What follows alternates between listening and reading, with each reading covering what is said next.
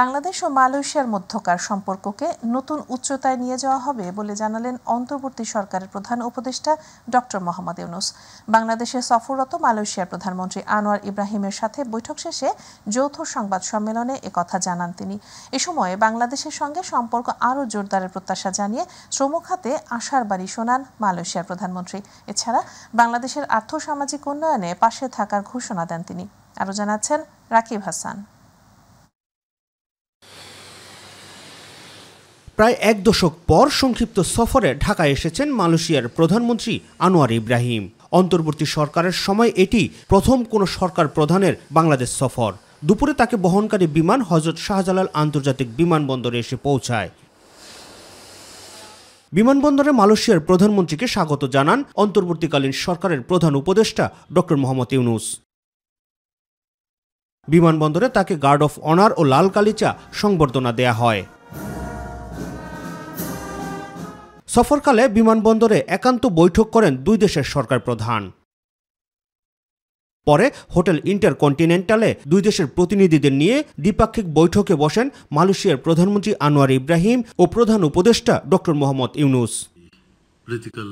বৈঠক শেষে যৌথ বিবৃতিতে ডক্টর মোহাম্মদ ইউনূস জানান, অর্থনৈতিক, সাংস্কৃতিক, রোহিঙ্গা ইস্যুর পাশাপাশি বাণিজ্য ও বিনিয়োগ, শিক্ষা, প্রযুক্তি, মানব সম্পদ উন্নয়ন, জনশক্তি রপ্তানি, ভিসা সহজীকরণ সহ নানা বিষয় নিয়ে আলোচনা হয়েছে তাদের মধ্যে। Which manifests your friendship and high importance that Malaysia attaches to its relationship with Bangladesh. My friends, taking advantage of Prime Minister Anwar bin Ibrahim's presence in Dhaka,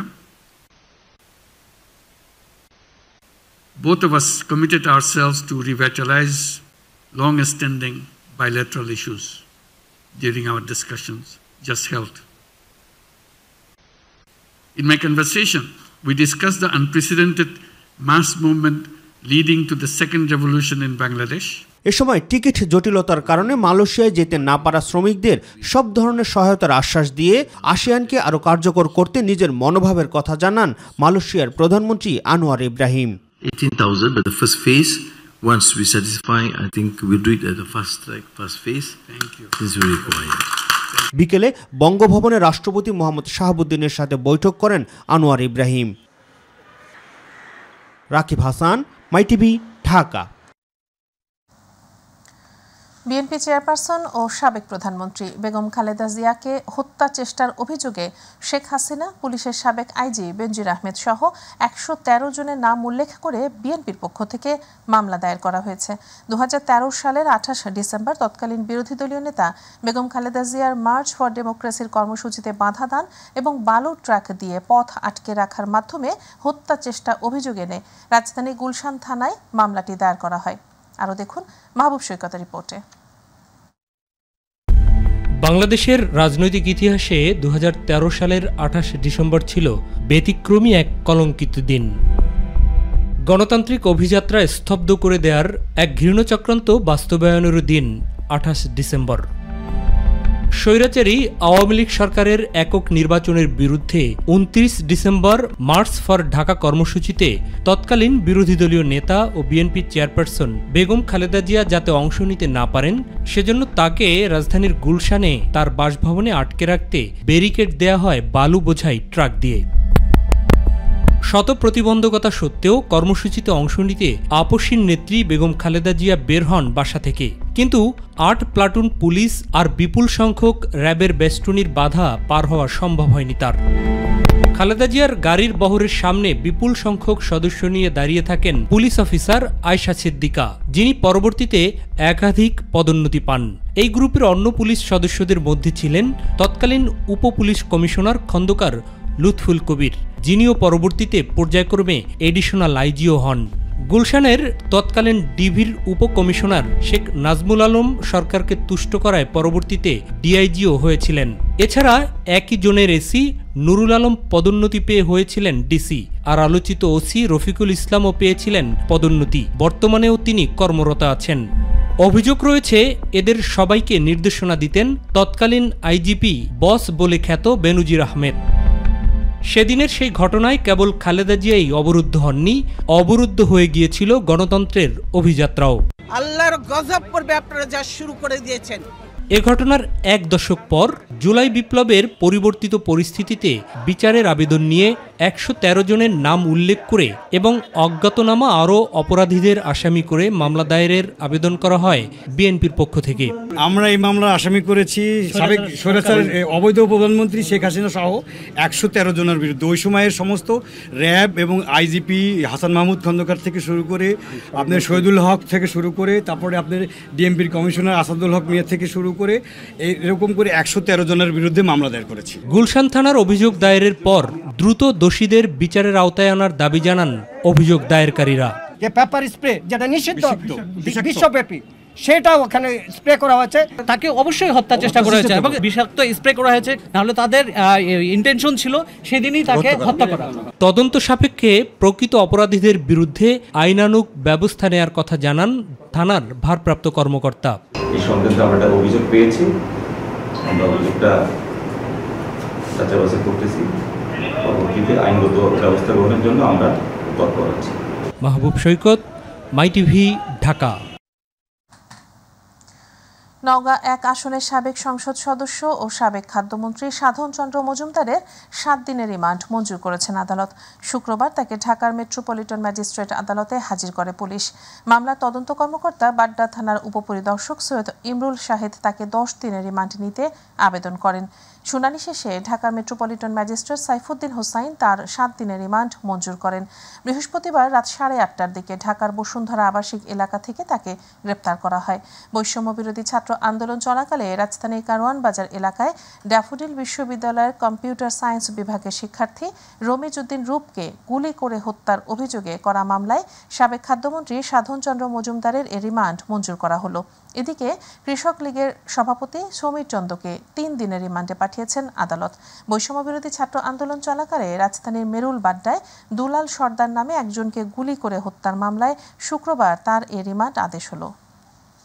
সরকারের খাদ্য মন্ত্রণালয়ের দায়িত্বে ছিলেন, তাকে তেজগাঁ থানার একটি মামলায় তাকে 10 দিনের রিমান্ড চেয়ে পাঠানো হয়েছে। আমরা তার জামিন শুনানি করেছি এবং রিমান্ড শুনানি করেছি। শুনানি অবধি আদালত তাকে 7 দিনের পুলিশ রিমান্ড মঞ্জুর করেছেন এবং সতর্কতার সাথে জেল হাজতে তাকে যেন জিজ্ঞাসাবাদ করা হয়। তিনি একজন বয়স্ক মানুষ। আসামি যে সমীর চন্দ্র, তার কোনো নাম নেই এবং বাদী তাকে সন্দেহ করে নাই। প্রচলিত একটা ফরওয়ার্ডিং দিয়ে তাকে আদালতে উপস্থাপন করেছে। রিমান্ডে দেওয়ার মতো যৌক্তিক কোনো কারণ এখানে নেই। তাকে শুধু হয়রানির নিমিত্তে এই মামলায় তাকে আদালতে প্রেরণ করা হয়েছে।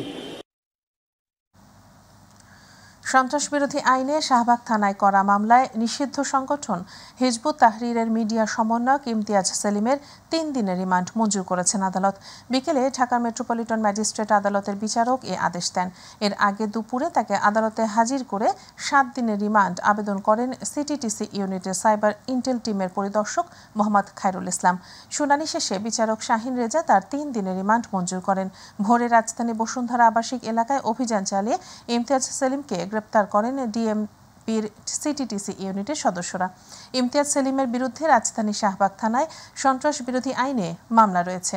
এছাড়া পল্লবী ও খিলগাঁও থানার আরও 2টি মামলার এজাহারভুক্ত আসামি তিনি।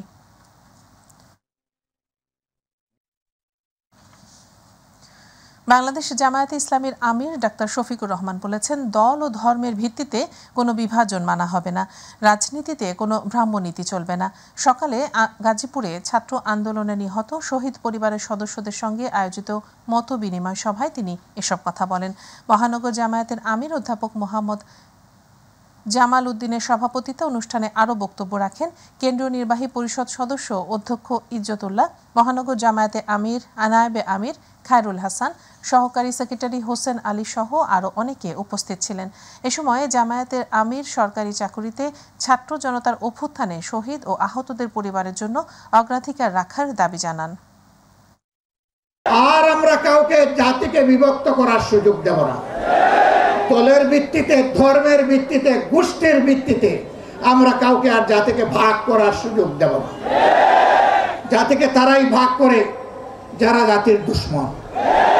জাতির যারা বন্ধু তারা কখনো তার জাতিকে ভাগ এবং বিভক্ত করতে পারে না। এই ক্ষেত্রে আমরা আপোষহীন। সক্রিয় মৌসুমী বায়ুর প্রভাবে উত্তর বঙ্গোপসাগর ও বাংলাদেশের উপকূলীয় এলাকায় গভীর সঞ্চারণশীল মেঘমালা সৃষ্টি হওয়ায় দেশে থেমে থেমে বৃষ্টিপাত অব্যাহত রয়েছে বলে জানিয়েছেন আবহাওয়াবিদ ডক্টর মোহাম্মদ বজলুর রশিদ। চলতি মাসের মধ্যভাগে বৃষ্টিপাত কমতে পারে বলেও জানান তিনি। এদিকে ভোর ৬টা থেকে সকাল ৯টা পর্যন্ত ৩ ঘন্টায় টাঙ্গাইলে দেশের সর্বোচ্চ ১৩০ মিলিমিটার বৃষ্টিপাত রেকর্ড করেছে আবহাওয়া অধিদপ্তর। আরও দেখুন আবু সাইদ অপু রিপোর্টে। গেল কদিন ধরে সক্রিয় মৌসুমী বায়ুর প্রভাবে চলমান বৃষ্টিপাত আরও ৩ থেকে ৪ দিন অব্যাহত থাকবে বলে নিশ্চিত করেছেন আবহাওয়া অধিদপ্তর। গেল ২৪ ঘন্টায় ৭২ মিলিমিটার বৃষ্টিপাত রেকর্ড করলেও আজ শুক্রবার ভোর ৬টা থেকে সকাল ৯টা পর্যন্ত টাঙ্গাইলে বৃষ্টিপাত রেকর্ড করা হয়েছে ১৩০ মিলিমিটার। এই বৃষ্টিটা আগামী আরও ৩-৪ দিন কন্টিনিউ করবে, কারণ হচ্ছে আমরা জানি যে অক্টোবরের 10 থেকে 15 তারিখের ভিতরে সারা দেশ থেকে মৌসুমে বিদায় নেয়। থেমে থেমে বৃষ্টিপাতের ফলে রাজধানী যেন জলাবদ্ধতার নগরীতে পরিণত হয়েছে, আর এর ফলে চরম দুর্ভোগ পোহাতে হচ্ছে নগরবাসীকে। পানি কারণে পচা পানি, হাঁটতে পারি না, গন্ধ। আমরা জানি ঢাকা তিলোত্তম নগরী, কিন্তু তিলোত্তম এখানে আর পরিচয় নাই। তবে বৃষ্টিপাত চলতি মাসের মধ্যভাগ নাগাদ কমতে পারে বলে জানান আবহাওয়াবিদ ডক্টর মোহাম্মদ বজলুর রশিদ। সবচেয়ে বেশি বৃষ্টি হয়েছে আপনার টাঙ্গাইলে 3 ঘন্টায় ১৩০ মিলিমিটার বৃষ্টি হয়েছে, অর্থাৎ অল্প শর্ট টাইমে অনেক বেশি বৃষ্টি হয়েছে। এবং এটা এরকম আপনার টানা বৃষ্টি না হলেও আপনার থেমে থেমে অনেক জায়গায় ভারী বর্ষণ হওয়ার সম্ভাবনা আছে আগামী 2 থেকে 3 দিন। চট্টগ্রাম, কক্সবাজার, মোংলা ও পায়রা সমুদ্র বন্দরকে আবহাওয়া অধিদপ্তরের বুলেটিনে 3 নম্বর স্থানীয় সতর্ক সংকেত দেখিয়ে যেতে বলেছে আবহাওয়া অধিদপ্তর। তবে ঢাকা শহরের কোথাও কোথাও থেমে থেমে বৃষ্টিপাত হতে পারে বলে জানান আবহাওয়া অধিদপ্তর। শুধু ঢাকা না, দেশের উত্তর পশ্চিম অঞ্চল, উত্তর পূর্ব অঞ্চল এইসব জায়গাতে বৃষ্টির সম্ভাবনা বেশি থাকবে, তবে দক্ষিণ অঞ্চলে কিছুটা কম থাকবে। আবু সাইদ অপু, মাই টিভি, ঢাকা। 2 দিনের টানা বর্ষণ আর ভারত থেকে নেমে আসা পাহাড়ি ঢলে শেরপুরের ঝিনাইগাতির মহারশী, নালিতাবাড়ির ভোগাই ও চেল্লাখালী নদীর পানি বৃদ্ধি পেয়ে বিপদসীমার ওপর দিয়ে প্রবাহিত হচ্ছে। এছাড়া কয়েক স্থানে ভেঙে গেছে নদীর বাঁধ। এতে করে জেলার শতাধিক গ্রামের নিম্নাঞ্চল প্লাবিত হয়েছে, পানিবন্দী হয়ে পড়েছে শত শত পরিবার।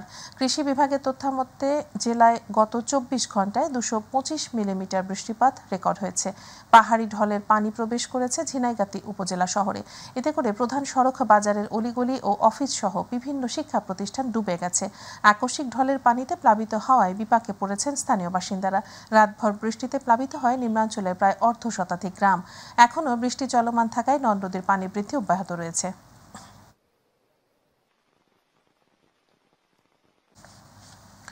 সরকারের বেঁধে দেয়া দাম উপেক্ষা করে ডিম ও ব্রয়লার মুরগির চড়া মূল্যে অস্থিতিশীল রাজধানীর বাজার। এদিকে রপ্তানির অজুহাত দিয়ে এখনও ইলিশের দাম নিয়ন্ত্রণহীন। মাত্র 2 দিনের ব্যবধানে কাঁচামরিচের দাম কেজি প্রতি 400 থেকে 450 টাকা। এছাড়া দীর্ঘদিন ধরে চড়া সবজির বাজারে উত্তাপ বাড়িয়ে প্রায় প্রতিটি সবজিতে অন্তত 20 টাকা বেশি দাম রাখছেন বিক্রেতারা। সপ্তাহ জুড়ে লাগামহীন নিত্যপণ্যের বাজারে হতাশ ভোক্তারা। আমিনা হিরা রিপোর্ট। বাজার নিয়ন্ত্রণে অন্তর্বর্তী সরকার বেশ কিছু পদক্ষেপ নিলেও সপ্তাহের ব্যবধানে এখনও নিত্যপণ্যের বাজারে স্বস্তি ফেরেনি। নতুন করে দাম বেড়েছে ভোজ্য তেলের, কমেনি চাল ও পেঁয়াজের বাড়তি দাম। ফ্রেশ আসলে 780 টাকা, এখন 800 টাকা। এরপরে চিনি, খোলা চিনি আসলে 125 টাকা, এখন 30 টাকা। প্যাকেট চিনি আসলে 130, এখন 135। আমরা সবাই দাম মারার চেষ্টায় থাকি, কারণ ওদের দিন আসছে ওরা দাম মারতেছে। সরকার ডিম ও মুরগির দাম বেঁধে দিলেও মানছে না কেউ। সপ্তাহের ব্যবধানে ডিমের দাম বেড়েছে হু হু করে। ডজন প্রতি ডিম পাইকারি 162 আর খুচরা বাজারে 175 থেকে 180 টাকা। মাত্র কয়েকদিনের ব্যবধানে ব্রয়লার মুরগি 15 থেকে 20 টাকা কেজিতে বেড়ে 190 থেকে 200 টাকা এবং সোনালী মুরগি বিক্রি হচ্ছে 260 থেকে 270 টাকায়। তো বাজারে এসে আমরা ডিম কিনতে হচ্ছে 160 থেকে 70 টাকা, আর যদি মহল্লায় কিনি তাহলে 180 টাকা করে। পচায় ফালাই দিবে, কিন্তু আপনি সস্তা দিবে না। That is the attitude of বাঙালিদের। ক্রেতারা তো এখন দাম শুনে আর যার প্রয়োজন বেশি সে তো নেয় অল্প। এদিকে ভোক্তা পর্যায়ে এখনো সহনীয় হয়নি ইলিশের দাম। রপ্তানি মূল্যের অজুহাতে সপ্তাহের ব্যবধানে ইলিশের আকাশচুম্বী দাম হাঁকাচ্ছেন মাছ ব্যবসায়ীরা। বিদেশে যায় এর রেট 1570 টাকা, আমরা 1700 করে বিক্রি করতেছি 1 কেজিটা। এখন ইলিশের যদি মাছের তো ভরা মৌসুম, এখন আপনার সব ধরনের মাছ আছে বাজারে, মাছের কিন্তু কমতি নাই, কিন্তু ওই অনুযায়ী আপনার মাছের দাম অবশ্যই বাড়তি বলবো আমি। সবজির বাজারেও আগুন দাম, প্রতি কেজি 60 টাকার নিচে চলছে না কোনো সবজি। আর মাত্র দুদিনের মধ্যে কাঁচামরিচের দাম কেজিতে 250 থেকে 300 টাকা বেড়ে 400 থেকে 450 টাকায় ঠেকেছে। পচা মরিচের দামও বিক্রেতারা রাখছেন 300 টাকার বেশি। বাজারের এমন উচ্চ মূল্যে হতাশ সাধারণ মানুষ। প্রতি কেজিতে 20 টাকা বাড়ছে। বাড়ার কারণ হলো এই যে বন্যা, যে সারা দেশে ডুবে গেছে, ফসল ফলাদি ক্ষতি হয়েছে তো অনেক। মরিচগুলো দেখতে অতটা সুন্দর না, আই থিঙ্ক দ্যাট অর্ধেক পচা। এরপরে 320 টাকা করে কেজি কিনলাম। সিন্ডিকেটও না শুনলাম যে ভেঙে গেছে।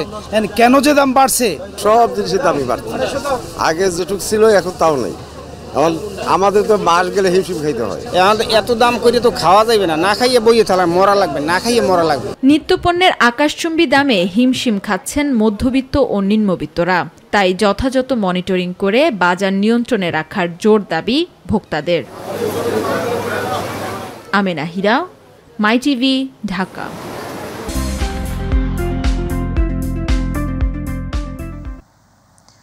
আগামী নভেম্বর থেকে কুয়েতের সরকারি প্রজেক্ট বা আকুত হুকুমার ভিসার শ্রমিকরা শর্ত মেনে আহালি প্রাইভেট সেক্টরে ভিসা পরিবর্তনের সুযোগ পেতে যাচ্ছেন। কুয়েত প্রতিনিধি আলামিন রানা জানান, কুয়েতের বিভিন্ন অফিস আদালত, স্কুল কলেজ, হাসপাতাল বা পৌরসভার পরিচ্ছন্নতা কর্মী সহ বিভিন্ন কোম্পানির অধীনে সরকারি প্রকল্পে চুক্তিভিত্তিক ভিসা নিয়ে দেশটিতে এসে বিপাকে পড়েছিলেন অনেক প্রবাসী। এই ভিসার মেয়াদ শেষ হলে নতুন আকামা নবায়নে বড় অঙ্কের টাকা খরচ হতো প্রবাসীদের। দেশটির উপপ্রধানমন্ত্রী, প্রতিরক্ষামন্ত্রী এবং স্বরাষ্ট্রমন্ত্রী শেখ ফাহাদ আল ইউসেফের একটি নতুন সিদ্ধান্তে ভিসা পরিবর্তনের ক্ষেত্রে আবেদনকারীকে 350 কুয়েতি দিনার অতিরিক্ত ফি পরিশোধের পাশাপাশি পূরণ করতে হবে 5টি শর্ত। দেশটির এমন সিদ্ধান্তে আনন্দিত প্রবাসী বাংলাদেশিরা। নিজের দক্ষতা অনুযায়ী ভিসা পরিবর্তন করে বাংলাদেশের রেমিটেন্স খাতে বড় ভূমিকা রাখতে পারবেন, এমনটাই আশা করছেন সংশ্লিষ্টরা।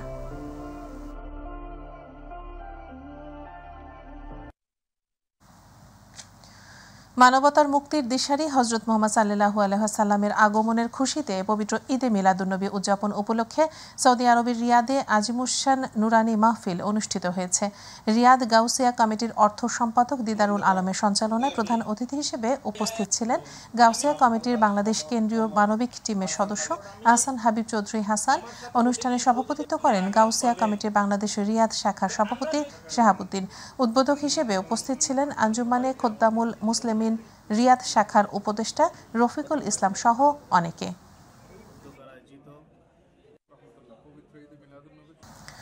ঐতিহ্য নিয়ে বরাবরই খ্যাতি রয়েছে উত্তরের ঐতিহাসিক জেলা দিনাজপুরের। গুপ্ত ও পাল যুগের বিভিন্ন নিদর্শন বলে দেয় দিনাজপুরের ইতিহাস। লখনৌতির রাজধানী দেবকোটের অবস্থান ছিল এই দিনাজপুরেই। প্রাচীনকালে মহারাজার গড়া 5 সাগরের অন্যতম হল সুখ সাগর। মনুষ্য সৃষ্ট দেশের অন্যতম বৃহৎ এই দিঘিকে ইকো পার্ক হিসেবে গড়ে তোলায় পাল্টে গেছে বর্তমান চিত্র। প্রতিদিন বাড়ছে দর্শনার্থী, ইতিবাচক প্রভাব ফেলছে স্থানীয় অর্থনীতিতে। মুকুল চট্টোপাধ্যায়ের রিপোর্ট, জানাচ্ছেন ইলিয়াস কমল। দিনাজপুর রাজবংশের প্রতিষ্ঠাতা সুখদেব রায় তার শাসনামলের কোনো এক সময়ে রাজবাড়ির সামনে অর্থাৎ পশ্চিম দিকে একটি বিশাল দিঘি খনন করে নিজ নামে নামকরণ করেন। সেই থেকে দিঘির নাম সুখসাগর। কথিত আছে রাজা এখানে ভ্রমণ এসে সুখ পেতেন, তাই এর নাম রাখা হয়েছিল সুখসাগর। কালের পরিক্রমায় রাজবাড়ির প্রতিরক্ষা ব্যবস্থার গুরুত্বপূর্ণ অংশ এই দিঘিটি অযত্ন অবহেলায় পড়েছিল। সম্প্রতি সুখসাগরকে ইকো পার্ক হিসেবে রূপান্তর করেছে জেলা প্রশাসন। পর্যটকরাও আসছেন নিয়মিত। খুব সুন্দর হয়েছে, তো মানুষের বিনোদনের জন্য এরকম পরিবেশটা আসলে দরকার। আসলে জায়গাটা অনেক সুন্দর, সাগর আছে, গাছগাছালি আছে। অবভিয়াসলি ভালো লাগতেছে, আমরা বললাম তো সময় পাইলেই চলে আসি। সুন্দর সময় একটা কাটানো যায়, মানে খুব ভালো লাগে এটা। আগত পর্যটকরা বলছেন আগের থেকে বেড়েছে নিরাপত্তা ব্যবস্থা, শিশুদের জন্য রয়েছে বিনোদনমূলক সুবিধা। তবে এসবের পরিধি আরো বাড়ানোর দাবি করেছেন তারা। পাশে যদি একটু বাউন্ডারির মতো দিয়ে দেওয়া হয় তাহলে দেখা যায় একটু নিরাপত্তার ব্যবস্থাটা বেড়ে গেল। ছোট বাচ্চাদের খেলাধুলার মতো মজার আরো অনেক কিছু যদি থাকতো তবে আরো অনেক পর্যটক আসতো। অনেক ভালো লাগতেছে, আমি মাঝে মাঝে বাবার সাথে আসি।